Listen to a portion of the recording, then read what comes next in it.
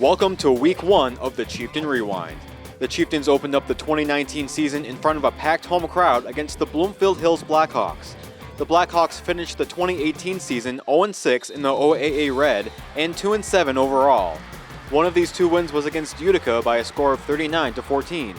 This year, the Chieftains look to start off the season with a win. 1, 2, 3, NBA! But before we get to the highlights, we will first debut our new segment called the Senior Feature. On this segment, we sit down with one senior each week to hear their stories about their football career at Utica. Our first senior is quarterback Zach Keene.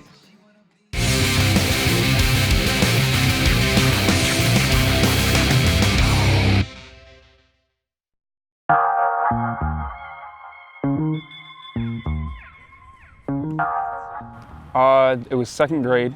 I started playing flag actually here. I didn't think I was going to be able to play high school here, but I ended up playing flag here, and then fifth grade I ended up playing tackle in league in Sterling Heights, and then 7th and 8th grade at Epler, and now I'm here. Last year really just made me focus on me as a player and really made me think about what I love in this game. It's taught me how to deal with hardships for sure. Last season was not one that anyone would really like to remember, so it's just kind of learning how to get over certain things in life. It's taught me a lot of things, and it's been just great being here. My favorite team memory, make it to the playoffs my sophomore year. Being in that room with all those guys was probably my best moment since I've been here, but we're looking to make a big impact this year, so we're looking forward to that. It was just a great opportunity for me. So my sophomore year, I was able to get pulled up. I don't think I would have had that opportunity anywhere else, so it's been a great experience for me. Russians, ready, go! Very hard worker. He's made tremendous progress throughout his time at Utica. I know he's getting a lot of attention outside of from colleges and from other schools, and that's because of his hard work. He's improved a lot, and we are, expecting him to be the leader of that offense and expecting him to make some big plays. So excited to see him play.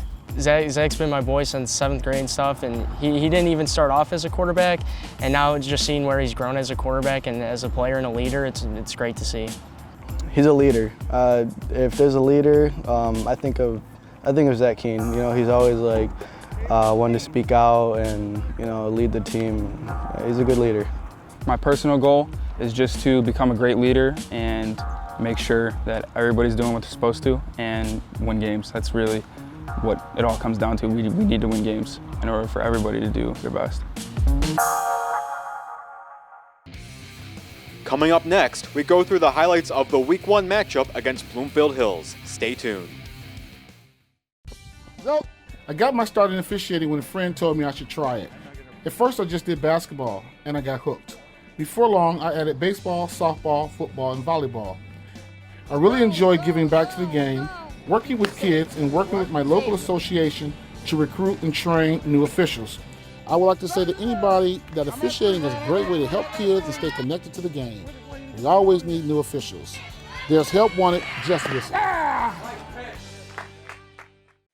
Sports give so many opportunities to kids. It gives them an opportunity to see where they fit within a team, persevere, understanding how to work with different personalities. Those are the lessons that will make you a successful adult.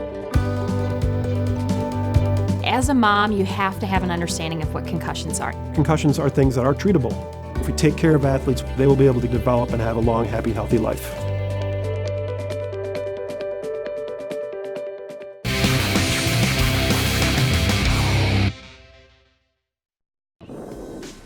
After having disappointing seasons in 2018, Utica and Bloomfield Hills both have a lot to prove in 2019, and it all started with this game.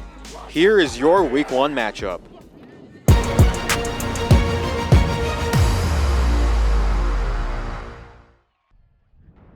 The Chieftains get the ball in the first quarter, and Gabe Olszewski gets a nice first down rush into the 16-yard line in Blackhawk territory. The Blackhawk defense would force Utica to kick a field goal to put them on the board first. On the Blackhawks' first play, Tanner Slazinski's pass gets tipped by Maguire Palicki, and Ian Grzycki scoops it up and takes it into the end zone. and just like that, the Chieftains are up 10-0. Bloomfield Hills looks to recover, but the Chieftains create some pressure, and Slazinski's pass is picked off once again, this time by Keegan Mahar. And Utica would capitalize on another field goal by Maddie Barsh, and it's 13-0 Utica. Bloomfield Hills starts their next drive deep in their own territory, and Alec Ward makes a 40-yard reception and would take it 55 yards into the end zone to put the Blackhawks on the board. In the second quarter, Zach Keene throws a 30-yard pass to sophomore Jason Nazar, and he'd be knocked out of the bounds at the 15-yard line. And the Chieftains would capitalize as Olszewski weaves in and out of Blackhawk defenders to find the end zone, and it's 20-7 Utica. The Blackhawks find themselves deep in their own zone again, and Slazinski's pass is too high for his receiver, and Turner Tamati grabs it for Utica's third interception of the game. But Bloomfield's defense held its own, forcing Utica to attempt a field goal, but it's kicked wide. The Blackhawks' next drive gets them into Utica territory, and Slazinski throws a bomb to Andrew Saipierski, who bobbles it and incredibly makes the catch and falls at the 1-yard line. And Slazinski would take it himself into the end zone, and a missed extra point makes it 20-13 Utica. In the second half, Zach Keene throws a 32-yard pass to Brett Berg, and he's gone, taking it 55 yards to the house. And a missed extra point puts the Chieftains up 26-13. Severe weather in the area would end up postponing the game to the next day, with 4 minutes and 32 seconds remaining in the third quarter. And the Blackhawks waste no time in day two as Slazinski finds Andrew Saipierski to make it a one-possession game. Utica's next drive stalls out, and Bloomfield looks to get another score, but it's picked off by Keegan Mahar with his second pick of the game, and the fourth for the Chieftains.